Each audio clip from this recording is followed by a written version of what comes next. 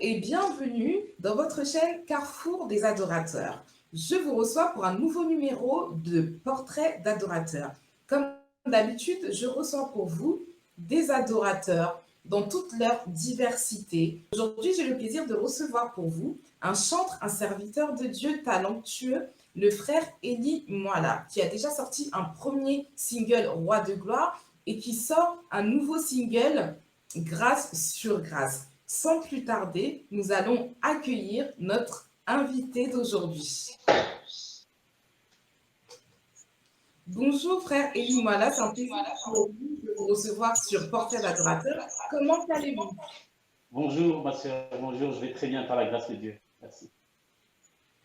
Très bien. Alors juste avant de commencer, en quelques mots, est-ce que vous pouvez vous présenter? D'accord. Merci déjà pour votre invitation. Comme vous disiez, je m'appelle Eli Mouala.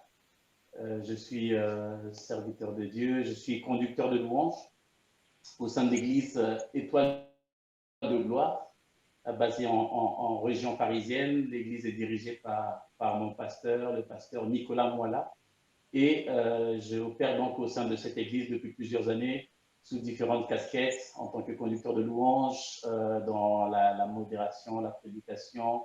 Je travaille également avec la jeunesse et avec les ados. Voilà, brièvement. D'accord, très bien.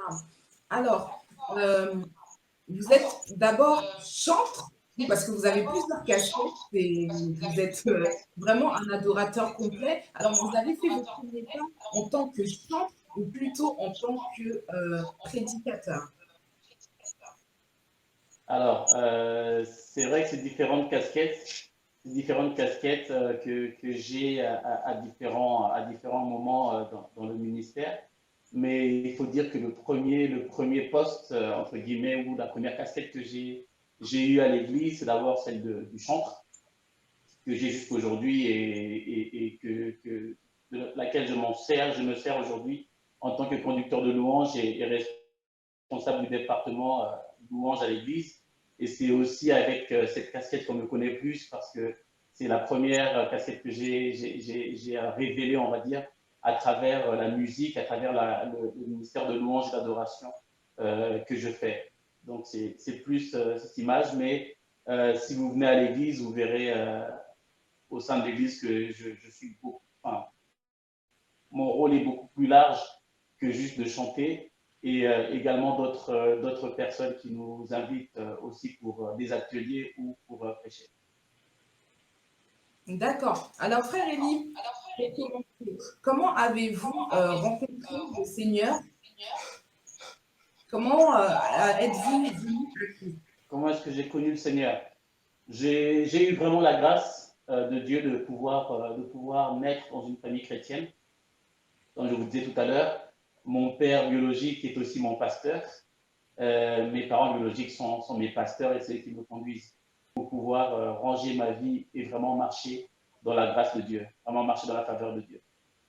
Donc voilà, j'ai grandi dans une famille chrétienne, j'ai grandi dedans et je me suis éloigné pendant un temps, on peut dire, avec la grâce du Seigneur, avec la conduite de mon pasteur, au bon moment, le Seigneur m'a recadré. Waouh, gloire à Dieu. Gloire à Dieu. Donc, on voit que déjà, vous êtes enfant de pasteur, mais vous êtes quelqu'un de tout à fait normal. La grâce de Dieu vous a rencontré. Après une sortie de route, vous êtes revenu au Seigneur. Amen. Amen, tout à fait. Alors, comment avez-vous eu cet appel de chantre? Comment elle est arrivée dans votre vie? Comment vous avez su que vous êtes appelé à cela? Très bien. Alors, mon appel dans le ministère du chant est très intéressant parce que ça s'est passé très simplement. Je sais qu'il y a différentes personnes qui ont des appels assez spectaculaires avec quelque chose d'assez miraculeux. Moi, ça s'est passé très simplement. En fait, l'église Étoile de gloire, dont je fais partie aujourd'hui, est née dans un salon. Mon père, qui est le visionnaire de l'œuvre et le pasteur principal de l'église, a donc reçu la vision de Dieu et donc il a commencé l'église à la maison. alors son signe et son alliance avec Dieu, c'était si Dieu m'a appelé, alors je vais travailler qu'avec mes enfants pour commencer avec ma famille et je ne vais pas appeler d'autres personnes pour que je sois sûr que c'est Dieu qui m'appelle et que je ne commence pas l'œuvre à partir d'une autre œuvre. Donc, on a commencé dans le salon avec les parents, les enfants, on chantait. Et il se passait à cette période, il n'y avait donc pas de chorale, on chantait tout simplement. Et le pasteur demandait à chaque membre, donc à chaque enfant, à son tour d'entonner un chant. Et le chant que nous chantions, alors une personne, chacun à son tour, entonnait le chant. Et quand c'est arrivé à mon tour, il s'est passé que ça s'est plutôt bien passé. Et, et avec le temps, ça s'est presque automatiquement confirmé. Et j'ai commencé à m'affirmer vraiment en tant que chantre à ce moment-là. Donc, je dirais que c'est vraiment plus par obéissance, tout simplement, parce que mon pasteur m'a dit chante, j'ai chanté et j'ai commencé à chanter. Euh, il faut dire aussi que j'ai commencé à développer la passion du chant depuis très tôt, depuis enfant.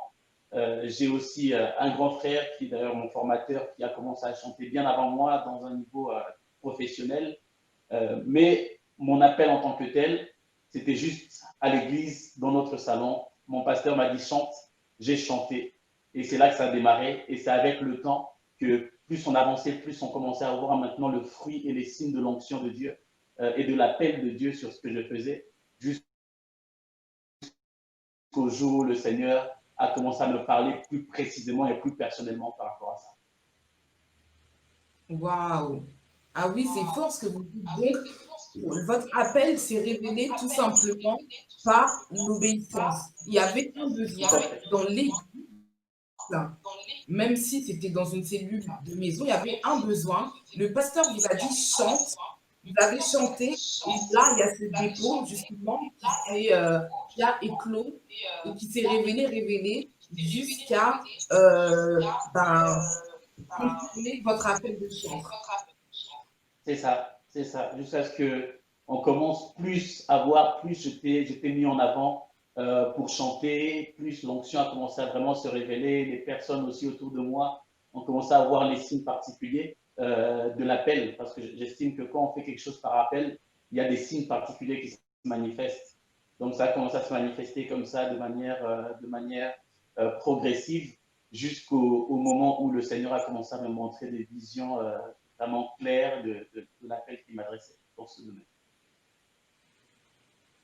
Donc, frère Elie, dans votre cas à vous, vous confirmez, parce que ça peut être le cas d'un frère qui nous suit, d'une sœur qui nous suit, on peut avoir un appel libéré et c'est justement en mettant au service de Dieu un petit don qu'on a, une volonté qu'on a qui peut se révéler être un appel. Tout à fait. Donc le combiné d'obéissance, le combiné de mettre au service de Dieu un petit rien qu'on a, et ben dans les plans de Dieu, ça peut être là justement ben, là où Dieu choisit de nous bénir et de nous élever. Tout à fait. Tout à fait. Je pense vraiment que, quand vous dites la première des choses, c'est l'obéissance. Et la deuxième des choses, c'est d'avoir vraiment le cœur disposé à faire quelque chose pour Dieu. Et c'est à partir de ce moment-là qu'on a la vision. Alors, Dieu appelle les hommes de manière souveraine et comme il veut. Il n'y a pas un appel précis ou un type d'appel précis seulement. Il y a différents types d'appels. Mais je pense qu'il y a vraiment, la Bible nous montre vraiment ce côté où je commence à faire quelque chose et puis Dieu continue. Quand on regarde la plupart des grands héros dans la Bible, la plupart étaient en train de faire quelque chose lorsque Dieu les appelait. Si on regarde Moïse, par exemple, il était en train de paître les troupeaux de son père, donc, de son beau-père, pardon. Donc, il était en train de travailler. Quand on regarde Élisée, la Bible dit qu'Élisée était en train de labourer la terre, de travailler la terre, lorsque le prophète Élie est venu et l'a appelé.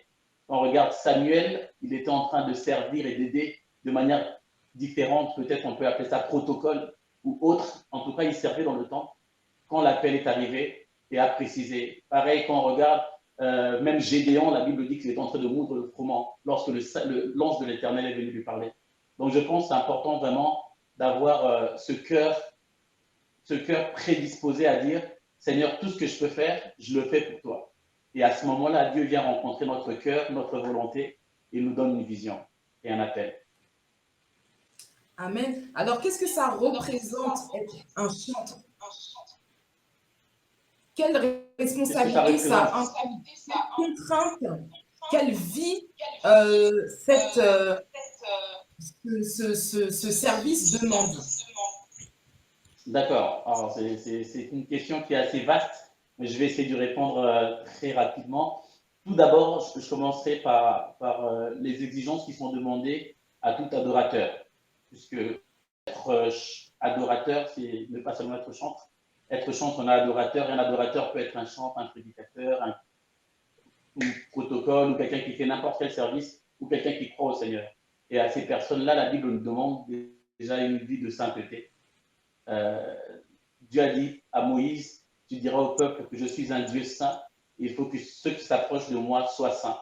Donc, pour être chantre, la première des choses, comme être un adorateur, il faut être saint, il faut chercher à connaître Dieu, chercher en anglais on dit to comply with, dans le sens de respecter ou être au standard de Dieu. Alors, apprendre les standards de Dieu, essayer de s'ajuster aux standards de Dieu et aux normes de Dieu.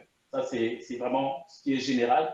Et ensuite, être chantre, ça demande plus précisément beaucoup d'investissement, ça demande beaucoup de travail. La Bible dit que ceux qui chantaient, ceux qui jouent dans la Bible, ils s'entraînaient tous les jours. Ça demande beaucoup d'entraînement, beaucoup de travail, ça demande aussi d'être connecté au visionnaire de l'œuvre à laquelle vous appartenez, parce que vous êtes comme Josué, vous êtes serviteur d'un homme au service de Dieu. C'est lui qui a la vision la Bible l'appelle serviteur de Moïse. Il servait Dieu à travers Moïse. Et quand vous êtes un chantre, vous êtes serviteur de Dieu, mais vous êtes aussi serviteur de votre conducteur spirituel. Conducteur de votre, vous êtes serviteur de votre pasteur, de votre prophète, de votre apôtre ou que sais-je.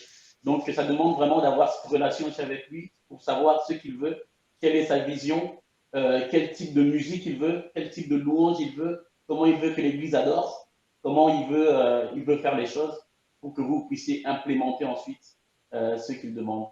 Et ça demande enfin d'être connecté à Dieu, parce qu'au final, quand vous chantez, vous connectez les gens au trône de Dieu. Donc, vous devez vous-même être connecté. Et puis, vous devez savoir ce que Dieu veut pour les gens ce jour-là. Quelle louange Dieu veut ou quelle adoration Dieu veut pour le peuple à ce moment-là. Très bien. Alors, vous, dans votre cas, frère Élie, vous êtes conducteur de louanges et chef de chœur. Est-ce que c'est important pour vous de commencer dans une église locale, de servir dans une église locale pour pouvoir devenir, avant de sortir des singles, de commencer à enregistrer en studio? D'accord. À vrai dire, c'est mon parcours. C'est mon parcours d'avoir commencé d'abord dans une église locale, où je suis d'ailleurs encore aujourd'hui très actif, avant de pouvoir me révéler à l'extérieur.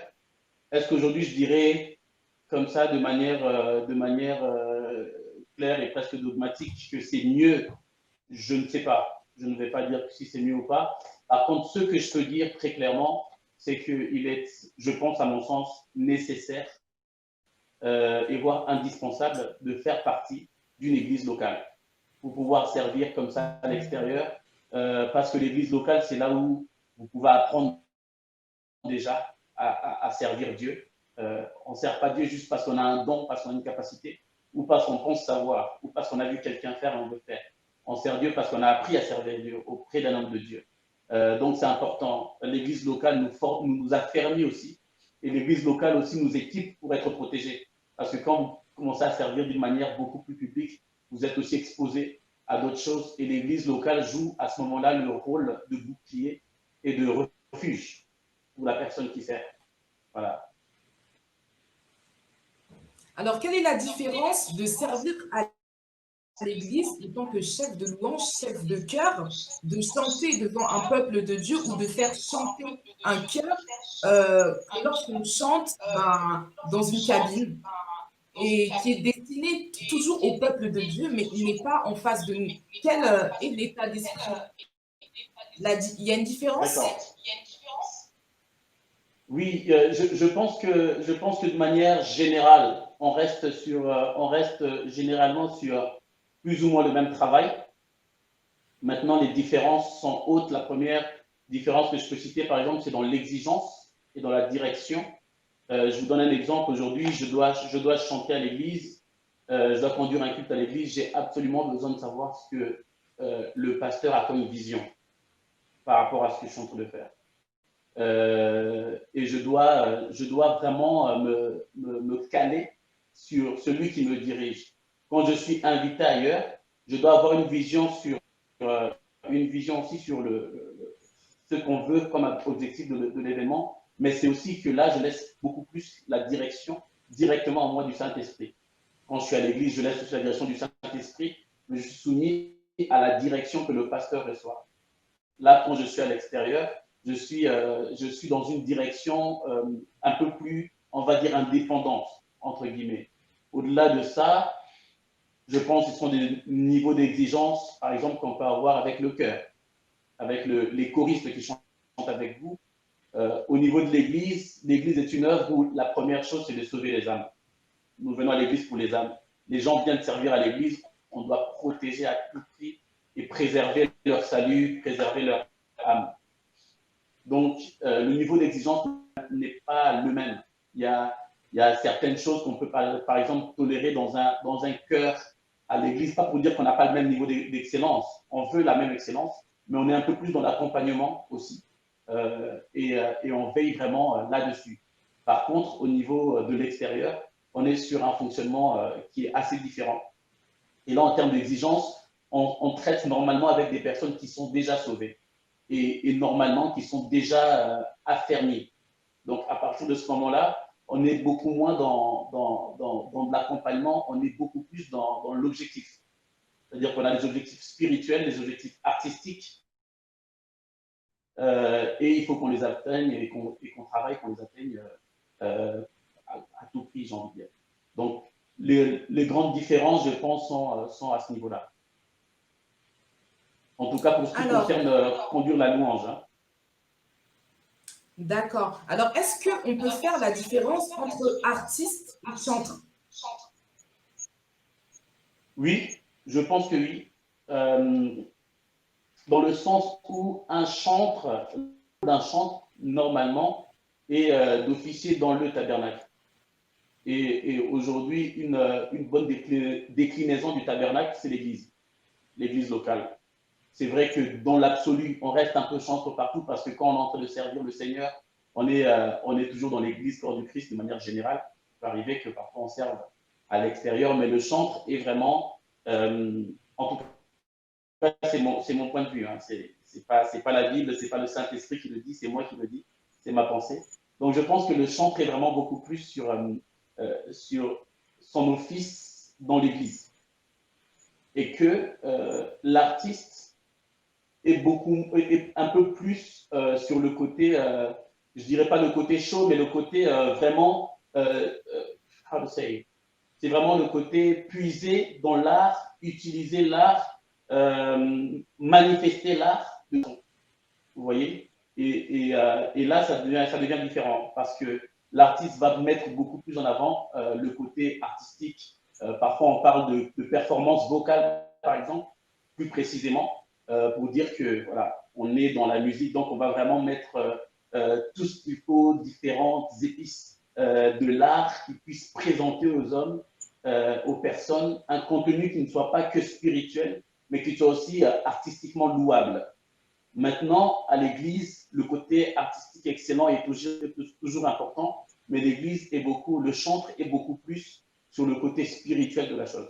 Donc, qui dit artiste dit forcément une connotation de performance vocale, une sensibilité euh, artistique. Et lorsqu'on est à l'église, on est plus conduit par l'esprit. C'est ça que vous voulez dire? C'est ça que je veux dire sans amalgame, bien sûr, parce que parfois, on a cet amalgame à se dire que quand on est à l'église, du coup, on n'est que dans le spirituel et qu'on oublie la passion de bien faire, alors juste qu'on ne me mécomprenne pas. On se dit souvent, allez, on est à l'église, on peut mal chanter, on peut mal jouer, c'est pas très grave. C'est Dieu qui prend et c'est Dieu qui reçoit et autres. C'est pas ça que je veux dire. Je pense que quand on sert Dieu, on a des objectifs d'excellence dans tous les cas. Mais je veux dire, moi, en tout cas, personnellement, quand je chante à l'église aussi, je suis invité à un événement où on ne me demande pas forcément de conduire la louange, mais d'intervenir à un concert, par exemple, en tant qu'artiste gospel. Mes objectifs sont légèrement différents. Parce que quand j'agis en tant que chanteur, mon but est de vraiment connecter les gens au ciel via la spiritualité, via le chant que je fais, tout en visant l'excellence, bien sûr. Mais vraiment, les objectifs sont beaucoup plus spirituels. Quand je viens en tant que chanteur, la spiritualité reste, l'importance d'emmener les gens à Dieu reste, mais là, je peux être un peu moins sur emmener les gens à chanter et un peu plus sur exploiter les différents aspects de l'art du chant. Ce n'est pas un art qui est réservé seulement aux chrétiens, par exemple. Donc, je peux mieux exploiter vraiment dans les détails l'art du chant, l'art l'art de la musique. Voilà, c'est juste, on va dire, une dominante qui change un petit peu.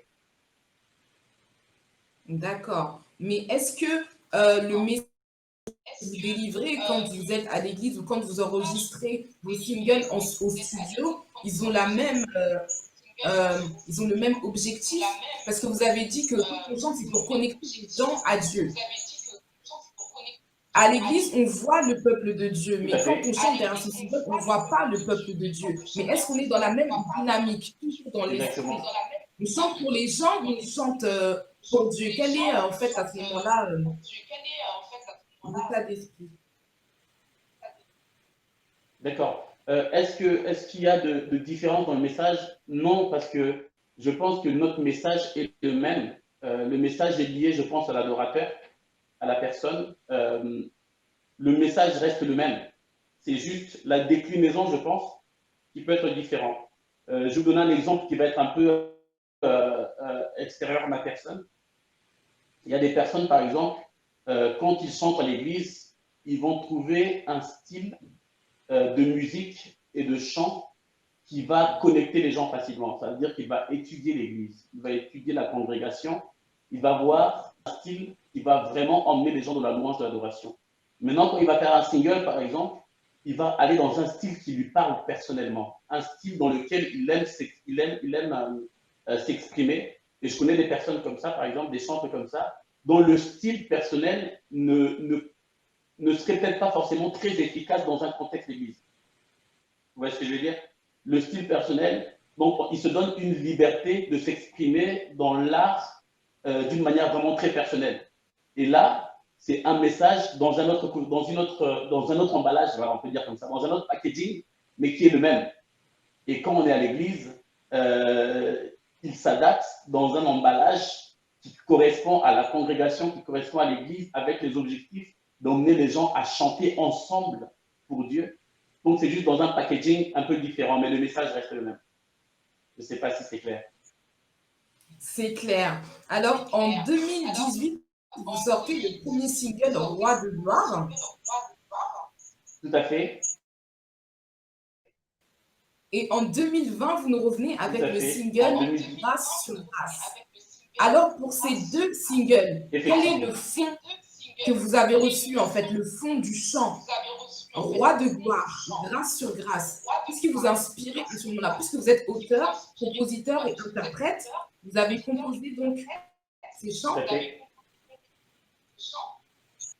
Tout à fait. Alors, oui, par la grâce de Dieu, c'est des chants que j'ai vraiment reçus, que j'ai composés, vraiment par la grâce du Seigneur en 2018. Donc, ce premier chant que nous avons publié qui s'appelle Roi de gloire.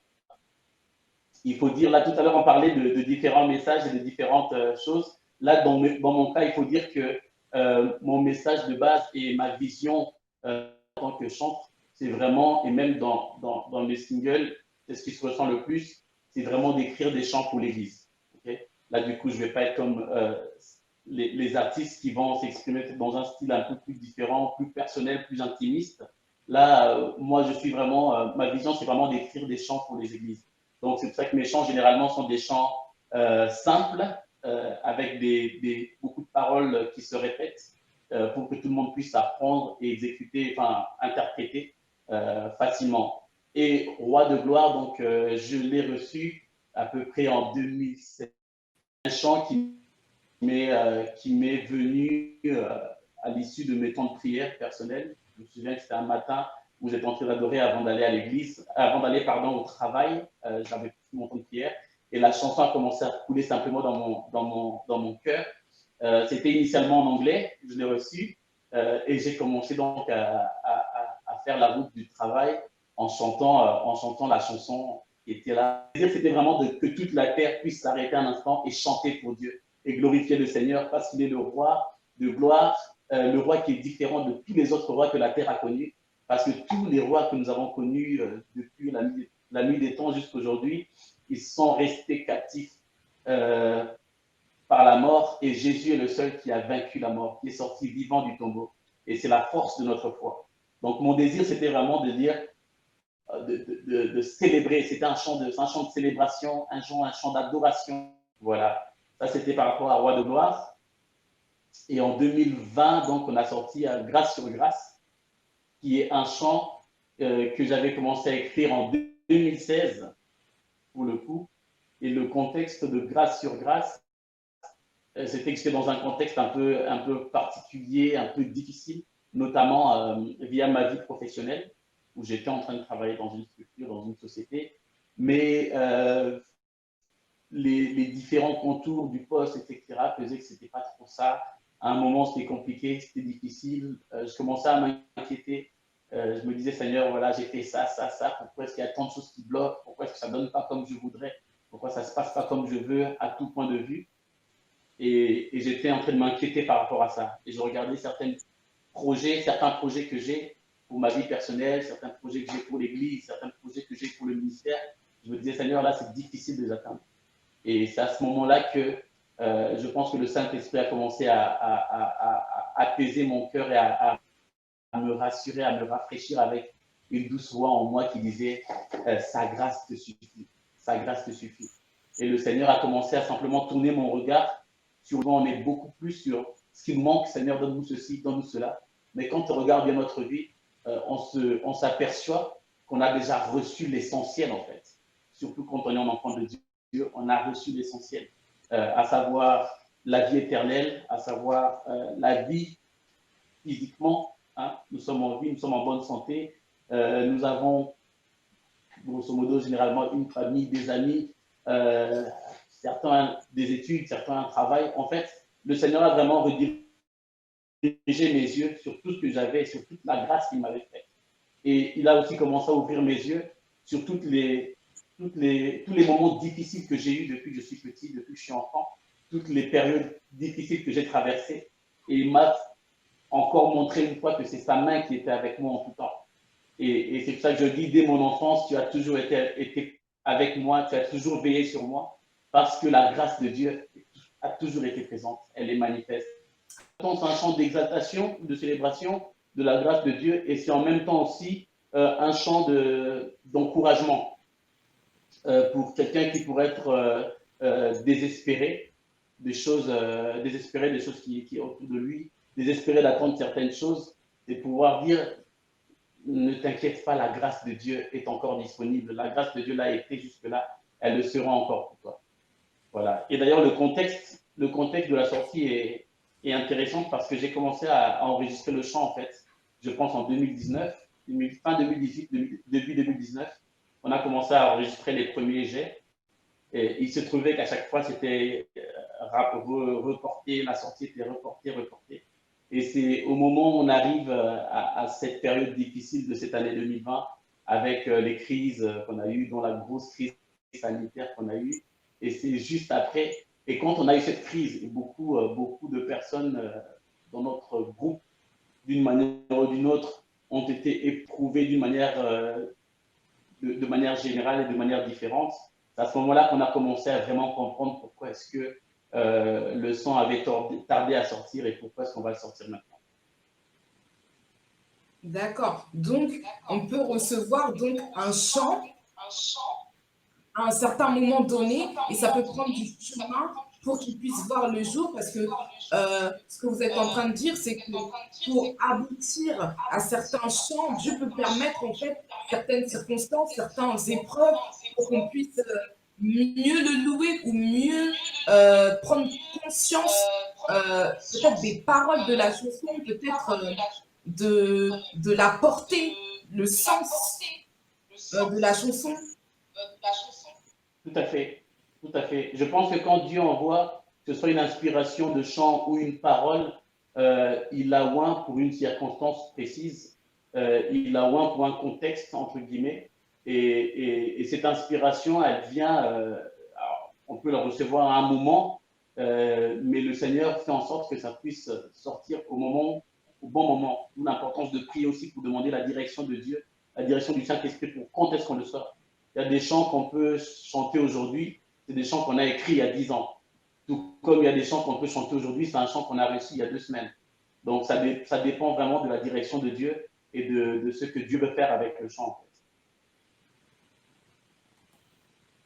Alors moi j'ai une question parce que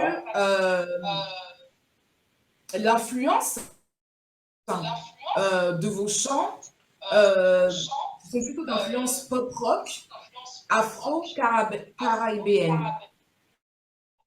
Est-ce que, parce que des fois, il se peut qu'il y ait des polémiques autour de ça, que quand une personne s'attend à un chant pour Dieu, qu'il attend un certain rythme, peut-être quelque chose de doux, quelque chose de mélancolique, ou bien dans son imaginaire, on s'imagine les gospels d'une certaine manière. Qu'est-ce que vous pouvez dire au sujet de ça? Est-ce que ça a de l'importance finalement, le rythme, le tempo, le style qu'on va donner à un chant?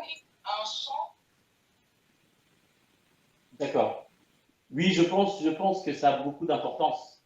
Ça a beaucoup d'importance en fonction d'abord de l'identité de la personne qui chante, ce qui est très important, et de laisser que chacun puisse s'exprimer justement d'après son identité. Et ensuite, il y a des questions aussi d'objectifs.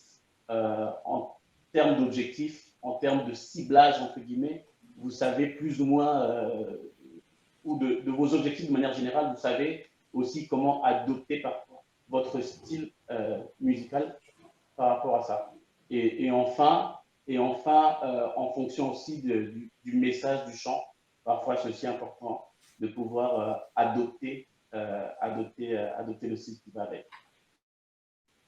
Je ne sais pas si j'ai répondu à la question du coup. Très bien, mais en gros, c'est le même esprit. On peut choisir n'importe quel type de fond de musique, mais ça dépend. Oui, ça dépend de pas mal de choses, mais déjà, une chose que j'aime beaucoup dire, c'est que je pense que la Bible dit le même esprit en tous.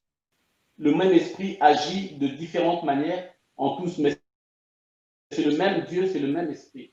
Et je pense que Dieu est vraiment, c'est pas pour rien qu'on parle de la sagesse infiniment variée de Dieu. Que Dieu, justement, a cette sagesse infiniment variée qui se décline aussi dans le fait que dans le corps de Christ, on a des styles différents. Il y a des personnes différentes. Déjà, de manière biologique, nous sommes différents.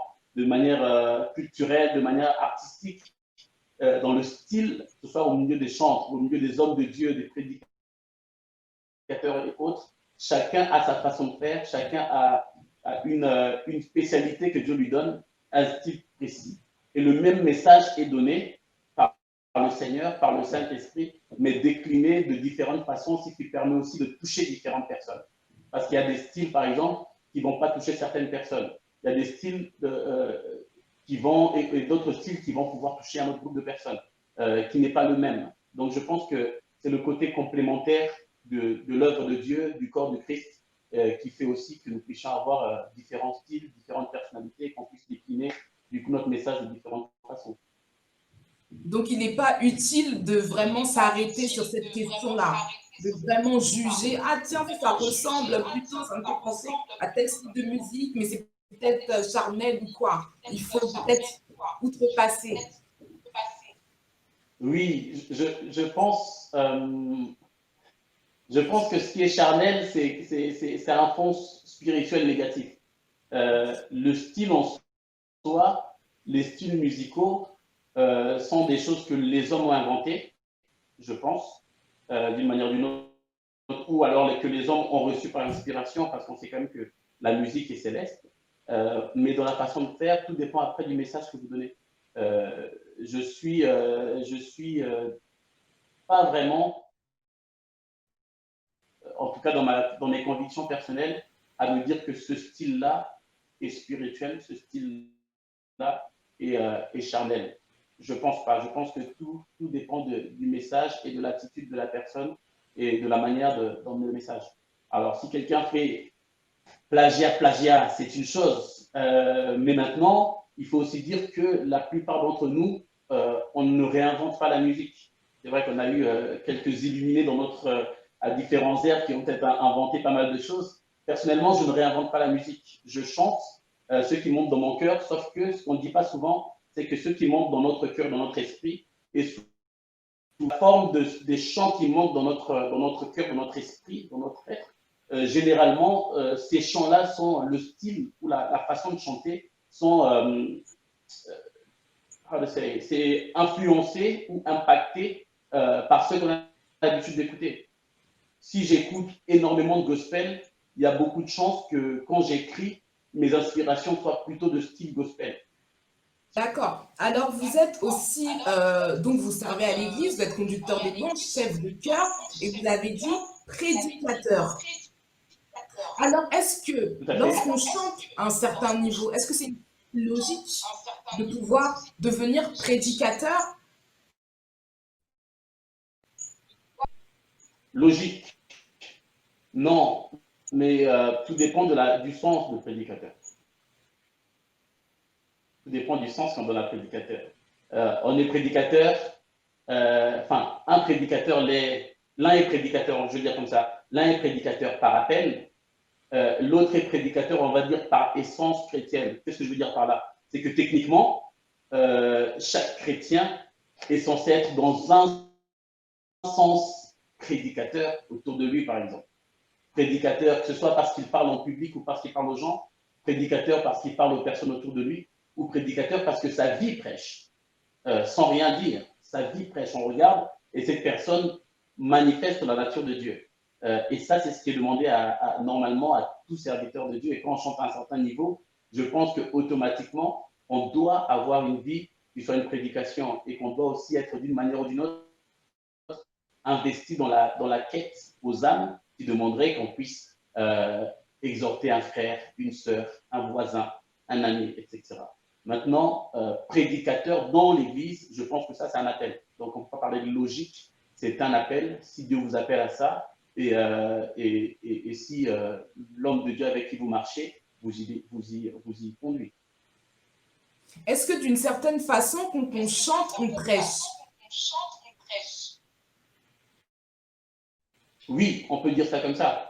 On peut dire ça comme ça. Quand on chante, on prêche. Alors, il y a différents types de chants et différents types de messages, bien évidemment. Mais oui, dans l'absolu, on peut dire que c'est une façon où c'est un moyen de passer un message, effectivement. Si on le considère comme ça, alors on peut dire que oui, on prêche.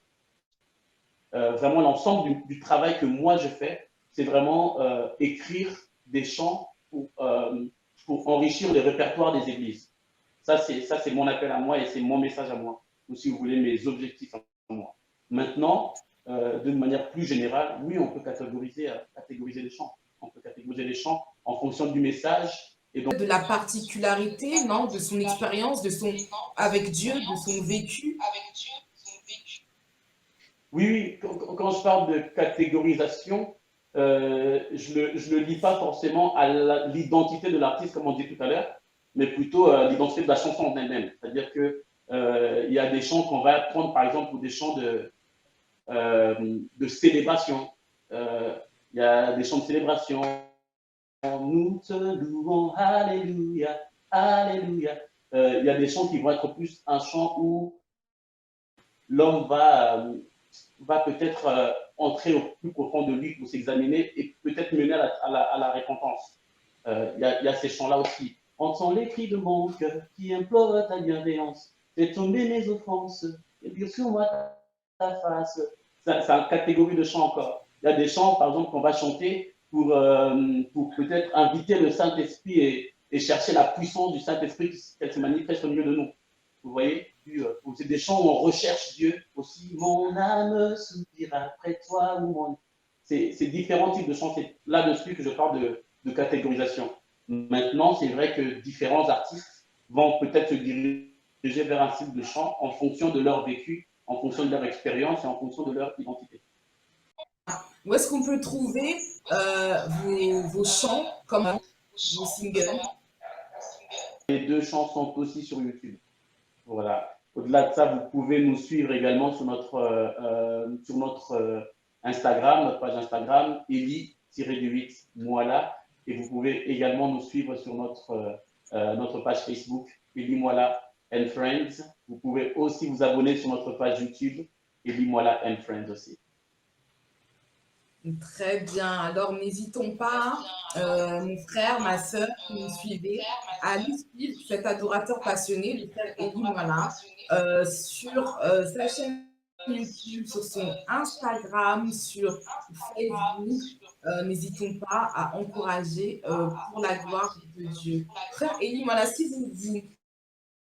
vous aviez quelque chose à dire à un enfant de Dieu qui nous suit, un enfant de Dieu, un adorateur, un chrétien ou pas d'ailleurs, qui nous suit, la première des choses, je dirais, cherchons le Seigneur pendant qu'il se trouve encore. Cherchons sa grâce pendant qu'elle est encore disponible. Le Seigneur revient bientôt. Il est important pour nous de faire tout type d'efforts, de plaire à Dieu afin de sauver notre âme. Et c'est la meilleure chose que nous puissions faire. La Bible dit à quoi sert-il un homme de gagner le monde entier s'il perd son âme? Ça aurait été du gâchis. Donc, j'aimerais juste dire à chacun de pouvoir s'accrocher au Seigneur. Si vous ne le connaissez pas encore, cherchez à le connaître et à sauver votre âme, à échapper à l'enfer à travers le sang et la croix de Jésus. Et la deuxième chose que je voudrais simplement dire, c'est d'encourager tous ceux qui sont dans le Seigneur, tous ceux qui servent Dieu, tous ceux qui sont à l'Église, tous les chrétiens pour dire le Seigneur attend le fruit de chacun. La Bible dit qu'il vient et cherche le fruit. Donc nous devons porter du fruit, peu importe ce que vous savez faire, peu importe vos capacités. Je veux juste encourager quelqu'un à porter. Jésus donne une parabole où il dit qu'un homme avait un champ et il est venu et a demandé au maître du champ, ça fait 3 ans que je viens chercher le fruit sur cet arbre et il n'y a toujours pas de fruit. Alors arrache-le, jette-le parce qu'il ne me sert à rien dans mon champ. C'est pour dire que si nous sommes enfants de Dieu, nous devons porter du fruit. Faites ce que vous savez faire. Je pense qu'il n'y a personne qui n'a pas de talent, il n'y a personne qui n'a pas de grâce. Vous avez tous quelque chose que vous savez faire mieux que quiconque, quelque chose que vous savez faire très facilement. Utilisez-le pour la gloire de Dieu et fructifiez-le. Le Seigneur nous récompensera pour ça.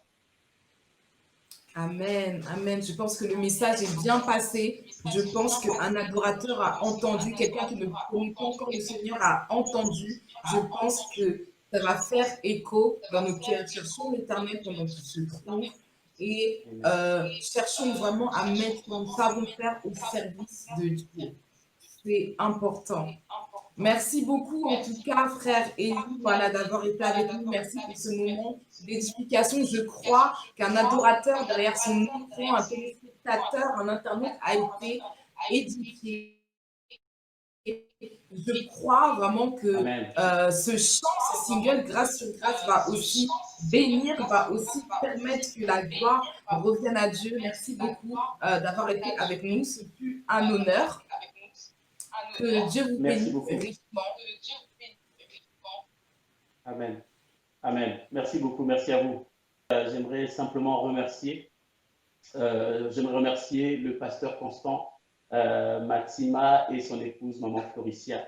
Vraiment que Dieu vous bénisse. Merci encore voilà, d'être les visionnaires de cette belle chaîne, de cette belle plateforme. Merci aussi pour votre invitation. Que Dieu vous bénisse. Et pour finir, je remercie également bien sûr mon pasteur, le pasteur Nicolas Moala de l'Église Étoile de Gloire. Je le remercie toujours et l'honore toujours partout où je vais, parce que sans son approbation, je ne pourrais pas répondre à différentes invitations et servir Dieu à l'extérieur de l'Église. Merci beaucoup d'avoir été avec nous, de nous avoir suivis pour ce numéro. C'était le frère Élie, voilà, avec son single Grâce sur grâce.